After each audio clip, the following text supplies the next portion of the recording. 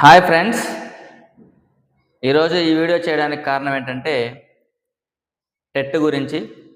మన ఆంధ్రప్రదేశ్లో TET notification release అయింది. ఆల్రెడీ అప్లికేషన్లు కూడా ప్రారంభమయ్యాయి. రేపే టెట్ అప్లై చేసుకోవడానికి చివరి తేదీ. కాబట్టి మీరు ఎవరైనా ఇంకా టెట్కి అప్లై చేయకుండా ఉంటే మీరు అప్లై చేసుకోండి. ఎందుకంటే కొంతమంది కొన్ని అనివార్య కారణాల వల్ల చేయలేకపోయి ఉండొచ్చు. అంటే ఆర్థిక పరిస్థితుల వల్ల కావచ్చు. ఎందుకంటే టెట్ ఫీజు అనేటువంటిది 1000 రూపీస్ చేయడం వల్ల చాలామందికి కూడా అది కష్టంగా ఉంది అప్లై చేయడం కూడా. కాబట్టి కష్టమైనా కూడా మనకి అది అవసరం కాబట్టి ఇంకా ఎవరైనా మీరు టెట్కి కానీ అప్లై చేయకపోతే రేపే చివరి తేదీ. కాబట్టి అప్లై చేయండి. ఈ యొక్క వీడియో ముఖ్య ఉద్దేశం ఏంటంటే టెట్లో వచ్చేటువంటి మార్కులు మనకి రేపు జరగబోయేటువంటి డిఎస్సి పరీక్షలో చాలా కీలకంగా మారతాయి అన్నమాట. మనకి తెలుసు మెగా డిఎస్సి 2025లో ఎంతోమంది కూడా డెసిమల్ పాయింట్స్లో కూడా జాబ్ కోల్పోవడం జరిగింది. అది ఆ బాధ ఎంత వర్ణనాతీతం అంటే చెప్పలేము. అది స్వయంగా అనుభవిస్తేనే తెలుస్తుంది. దానికి ఉదాహరణ నేను కూడా ఉన్నా. ఎందుకంటే నాకు హాఫ్ మార్కులో జాబ్ మిస్ అవ్వడం జరిగింది. కాబట్టి ఈ టెట్లో ఎంత ఎక్కువ మార్కులు తెచ్చుకుంటే మనకి అంత డిఎస్సిలో మనకి జాబ్ రావడానికి అవకాశాలు ఉన్నాయి. కాబట్టి మనం చేసేటువంటి ఈ ప్రిపరేషన్ అనేటువంటిది చాలా పర్ఫెక్ట్గా ఉండాలి. మనకి ఇచ్చినటువంటి సిలబస్ చూసుకోండి. ఆ సిలబస్లో ఏ అంశాలు ఉన్నాయి, ఆ అంశాలన్నింటినీ కూడా మనం కవర్ చేసామా లేదా, ఇంకా ఏమైనా రాని సబ్జెక్ట్స్ ఏమన్నా ఉన్నాయా, అవన్నీ కూడా తరచుగా మనం గమనించుకుంటూ మన ప్రిపరేషన్ కానీ కాస్త శ్రద్ధగా కానీ చేస్తే టెట్లో మనకి మంచి మార్కులు రావడానికి అవకాశం ఉంది. అలాగే ఇప్పుడు నేను చేస్తున్నటువంటి వీడియోలన్నీ కూడా టెట్ సిలబస్లో ఏవైతే ఉన్నాయో టాపిక్స్, ఆ టాపిక్స్ మీదే మన యొక్క ఛానల్లో ఆ వీడియోస్ అనేటువంటిది నేను చేస్తున్నాను. అలాగే మీరు కూడా నా ఛానల్ని ఆదరిస్తున్నారు. అందుకు ప్రత్యేకంగా నేను ధన్యవాదాలు తెలియజేస్తున్నాను. ఇంకా టెట్ విషయంలో మనం గుర్తుంచుకోవాల్సినటువంటి విషయాలు ఏంటంటే ఈ యొక్క మార్కులు ఎంత ఎక్కువ మార్కులు నీకు వస్తాయో నీకు డిఎస్సిలో అంత ముందు వరుసలో నువ్వు ఉంటావు. అలాగే ఈ యొక్క ఎగ్జామ్ ప్రిపేర్ అయ్యి అలాగే డిఎస్సిలో మార్కు అంటే జాబ్ సంపాదించాలి అనేటువంటి ఆ ఉద్దేశంతో ఎవరైతే బలంగా ఒక దృఢ నిశ్చయంతో ఉన్నారో వాళ్ళ అందరికి కూడా మంచి మార్కులు రావాలని చెప్పి నేను కోరుకుంటున్నాను. ఇక్కడ మనం కొన్ని ప్రయత్నాలు చేస్తాం, జీవితంలో చాలా ప్రయత్నాలు చేస్తాం. అన్ని ప్రయత్నాలు మనకి విజయం సాధించాలని ఏం లేదు. కానీ మన జీవితంలో ఏదో ఒక దశలో మనల్ని ఒక అదృష్టం అనేటువంటిది వరిస్తుంది. ఆ అదృష్టమే రేపు డిఎస్సిలో జాబ్ కావచ్చు, లేకపోతే ఇతర పోటీ పరీక్షలకు ఏదైనా నువ్వు ప్రిపేర్ అవుతున్నా ఏదో ఒక జాబ్ కావచ్చు. కానీ మనం ఎప్పుడైతే మనం చేసినటువంటి ప్రయత్నంలో మనం విఫలమయ్యామని ఎప్పుడు కూడా మనం బాధపడకూడదు. కాబట్టి మనకి ఏదైనా ఒకటి మిస్ అయిందంటే తదుపరి ఏదో ఇంకొక గొప్ప అదృష్టం మనకి వరిస్తుంది అనేటువంటి దృఢ నిశ్చయంతో, నమ్మకంతో, ఒక మనోధైర్యంతో మనం కానీ మన యొక్క ప్రిపరేషన్ కానీ కొనసాగిస్తే ఖచ్చితంగా మనం విజయం సాధించడానికి అవకాశం ఉంటుంది. మన ప్రిపరేషన్లో మనం ఎంతో కొన్ని అవరోధాలు ఎదుర్కొంటూ ఉంటారు కొంతమంది. ఆర్థిక పరిస్థితుల వల్ల కావచ్చు, సరైన బుక్స్ లేక, అలాగే కుటుంబ పరిస్థితులు సరిగా లేక, ఇలా కొంతమంది ఎంతో బాధపడుతూ ఉండడం కూడా నేను గమనిస్తూ ఉన్నా. ఇక్కడ మనం గుర్తుపెట్టుకోవాల్సింది ఏంటంటే మనం ఎప్పుడైనా కూడా జీవితంలో గొప్ప వాళ్ళం అవ్వాలంటే మన గతాన్ని తలుచుకొని మన భవిష్యత్తుని నిర్మించుకోవాలి. మన గతం ఏంటి, మన కుటుంబ పరిస్థితి ఏంటి, మనం ఏ విధమైన స్థితిలో ఉన్నాం, మనం మంచిగా ఉండాలంటే జీవితంలో మనం ఎలా ముందుకెళ్ళాలనేటువంటి విషయాలన్నింటినీ కూడా ఆలోచించుకుంటూ మన ఫ్యూచర్ని మనమే డిసైడ్ చేసుకోవాలి.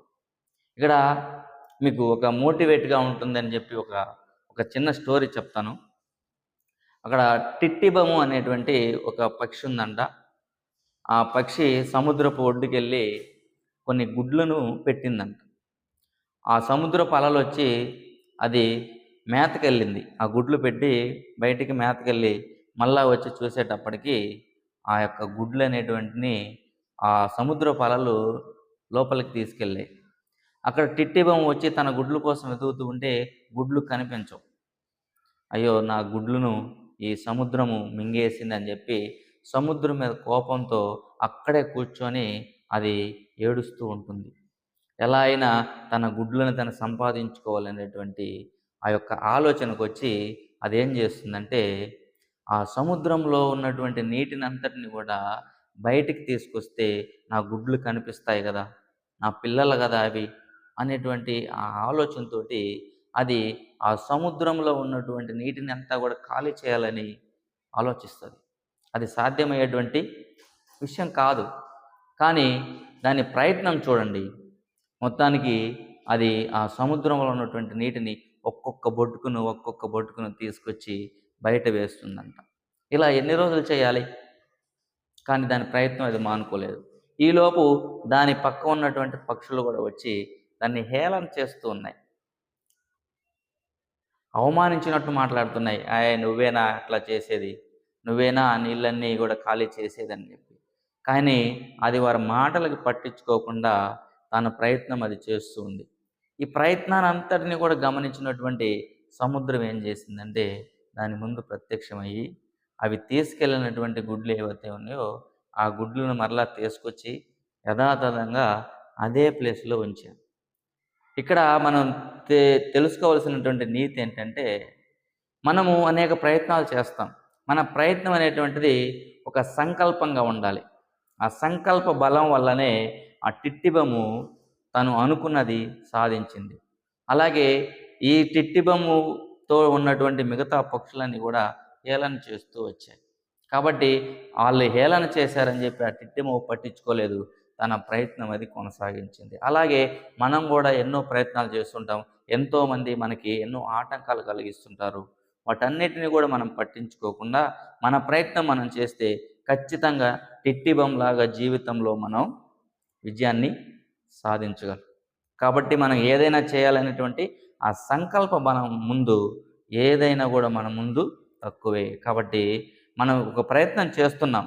ఈ ప్రయత్నంలో నువ్వు గెలవాలంటే నీకు ఒక సంకల్ప బలం ఉండాలి. సంకల్ప బలం అంటే నేను సాధిస్తాను, ఖచ్చితంగా నేను చేస్తాను అనేటువంటి ఆ యొక్క నమ్మకం ఉంటే ఖచ్చితంగా మీకు విజయం లభిస్తుంది.